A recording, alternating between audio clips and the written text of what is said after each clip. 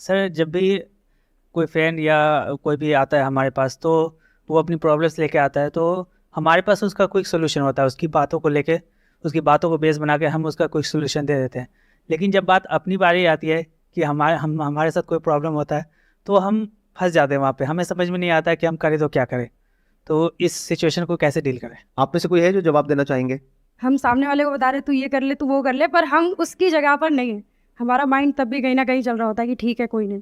मतलब बहुत ज़्यादा हम उसके तरफ से नहीं सोच पाएंगे। जितना हम अपने लिए कर लेंगे दूसरे के लिए नहीं कर पाएंगे। तो आप ये कहना चाह रहे हैं कि हम सामने वाले को अगर हमारी सलाह गलत भी है तब भी दे देते हैं, हाँ सर, क्योंकि ऐसा उसका होता है। आउटकम कुछ भी हो, हाँ कल को मरा तो वो मरा, हमें कोई फर्क नहीं पड़ता, है ना? मतलब आप ये कहना चाह रहे हैं कि हम गलत सलाह भी दे देते हैं, मतलब ज्यादा सोचते नहीं है उसके आउटकम क्योंकि के बारे हम में, नहीं है ना सर जो भी उसकी मन में जगह आता है उसको बोल देते हैं बोल देते हैं कि कौन किसी सा का मेरा मान लो कुछ जा बहुत रहा सीरियस अफेयर चल रहा है, अरे छोड़ देना क्या, मेरा कौन सा कुछ जा रहा है, ऐसा सोच के। मतलब राइट? ज्यादातर लोग ऐसे ही करते हैं। This is one reason. और बताइए। इमोशंस को हम लोग साइड में नहीं रख पाते हैं, क्योंकि अगर दूसरे को कुछ बताना हो तो उस समय इमोशंस नहीं आते बीच में। हाँ, फॉर एग्जाम्पल आप दोनों कहीं पर जॉब करते हैं, आप और वो इंसान जो आपसे सलाह मांग रहा है, और उसने आकर के कहा कि मेरे को ये प्रॉब्लम आ रही है, मैं जॉब छोड़ दूं क्या?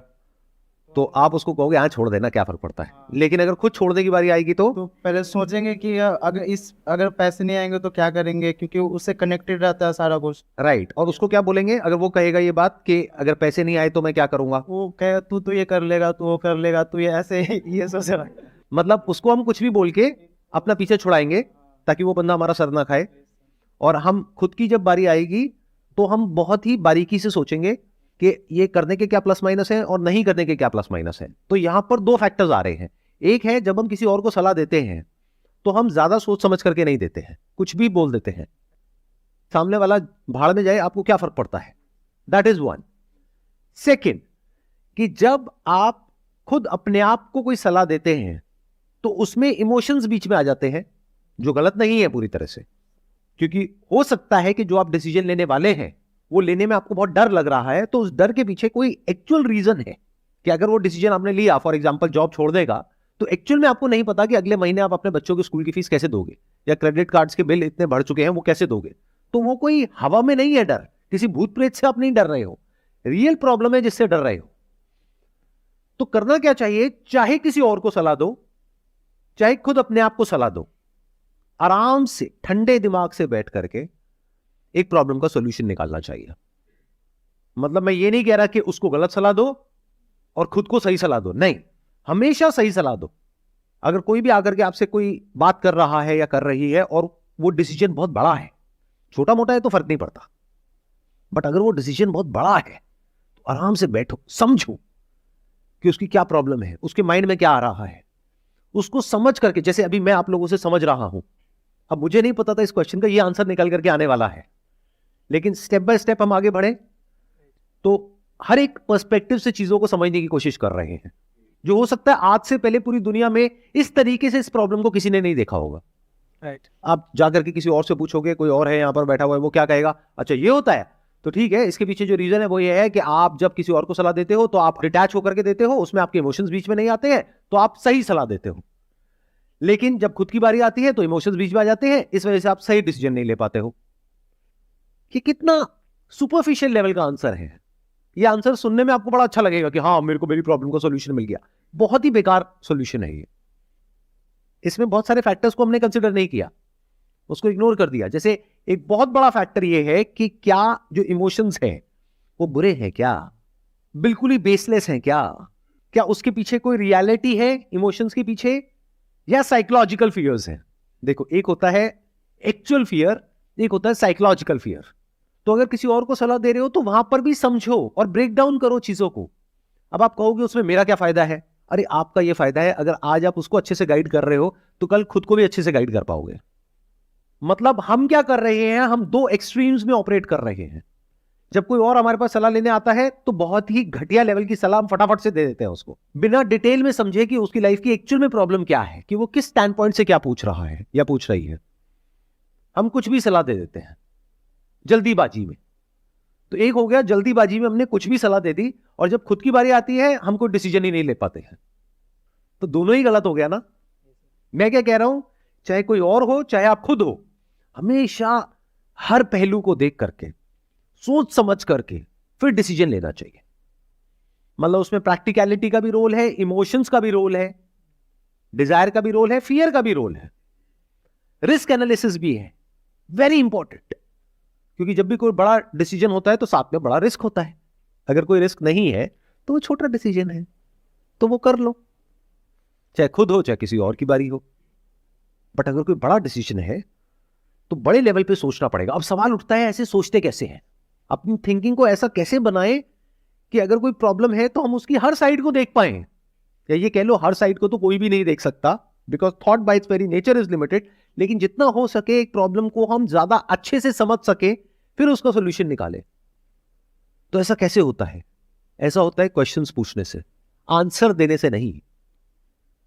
आपने कभी नोट किया होगा, अगर मेरे से कोई कुछ पूछता है या पूछती है तो मैं पलट करके उनसे क्वेश्चंस पूछता हूं। पहले मैं समझता हूं प्रॉब्लम को, फिर कुछ बोलता हूं। और शुरू में ये काम आपको लिख करके करना है।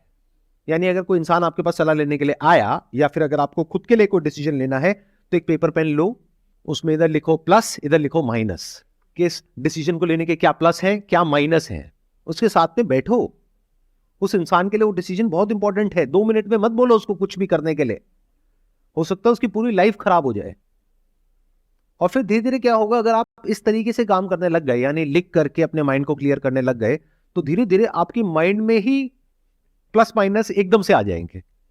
प्रैक्टिस की बात है, इस तरह की हमारी प्रैक्टिस नहीं है।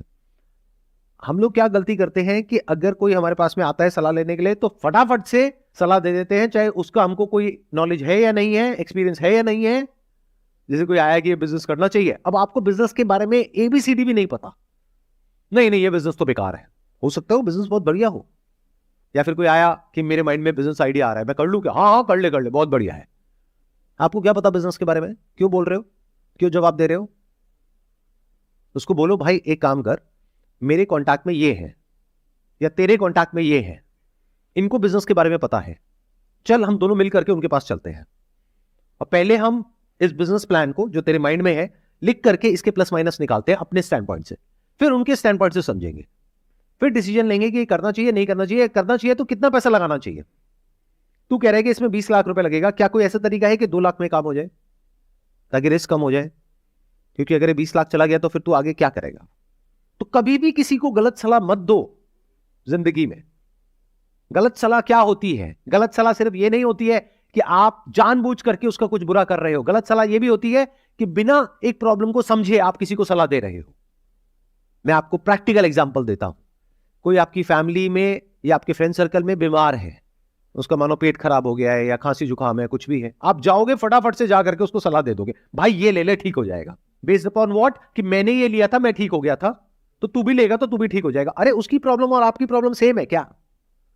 तो आपने क्या किया? एक इंसान को गलत सलाह दे दी। आपकी नीयत गलत नहीं है, लेकिन आपकी ये जो सलाह है ये बेवकूफी भरी है। और जब हम दूसरों के साथ ऐसे करते हैं तो एक स्टेज ऐसी आ जाती है कि हम खुद के साथ भी यही करने लग जाते हैं। टाइम खराब चल रहा है, किसका नहीं चल रहा है पहले तो मुझे ये बता दो। पैसे की दिक्कत है, किसको नहीं है ये बता दो। रिलेशनशिप्स की दिक्कत है, घर में कलेश होते हैं, किसके नहीं होते ये बता दो। शादी के बाद अगर एक छत के नीचे रहते हैं तो हेल्थ के लेवल पे प्रॉब्लम चल रही है, एक के बाद एक आ रही है, किसके नहीं आ रही है बता दो आज के टाइम में। तो जब ऐसी 2-4 चीजें हो जाती हैं किसी की लाइफ में, तो हम उल्टी सीधी सलाह उसको देने लग जाते हैं। कुछ तो हुआ है, या तो किसी की नजर लगी है या कहीं किसी ने कुछ कर दिया है। क्या कभी ऐसा हुआ तू घर के बाहर निकला हो और कहीं कोई हरी मिर्च है ये वो नींबू वींबू कहीं कुछ? हाँ एक बार हुआ था, चाहे कोई बंदा भेलपूरी खा रहा था उसमें वो करके उसने फेंक दिया। हाँ एक बार हुआ तो मेरा पैर भी पड़ गया था। बस यही चक्कर है। चल तू एक काम कर, तू वहां जा, देख सब ठीक हो जाएगा। अभी कैसी सलाह है? क्या समझदारी वाली सलाह है या बेवकूफी भरी सलाह है? तो जब आप ऐसी बेवकूफी भरी सलाह औरों को देने लग जाते हो, और हमारे आसपास में भरे पड़े हैं चलो, तो एक दिन आप खुद भी ऐसे ही हो जाते हो, आपको पता भी नहीं लगता है। एक झूठ को बार बार बोलते रहो, वो कब सच हो जाएगा आपके लिए आपको पता भी नहीं लगेगा। आप सच और झूठ के बीच में फर्क ही नहीं कर पाओगे। तो चाहे आप खुद हो चाहे कोई और है, बिना सोचे समझे कुछ भी नहीं बोलना है। अगर आपके पास में उस क्वेश्चन का आंसर नहीं है, उस प्रॉब्लम का सॉल्यूशन नहीं है, तो चुप हो जाओ। आप लोग मेरी वीडियोस देखते हो तो आप लोगों को पता नहीं है, ये सेशन मेरा एक्चुअल में होता है, जैसे आज का ये जो सेशन है ये होगा करीबन 1 घंटे का। अपलोड कितने मिनट का होता है? Hardly 15 minute 20 minute. क्यों? क्योंकि बहुत सारे क्वेश्चन ऐसे होते हैं जहां पर मैं दूर से ही हाथ जोड़ देता हूं, मैं कहता हूं भाई ये मेरी फील्ड से रिलेटेड नहीं है, मेरे पास में इस क्वेश्चन का कोई जवाब नहीं है। ये नहीं कि कोई भी कुछ भी पूछ रहा है और मैं बकवास करता चला जा रहा हूं। अगर मेरे पास में जेन्युइन उसका कोई आंसर होता है तो मैं देता हूं, और अगर नहीं होता है तो नमस्ते कर देता हूं दूर से ही।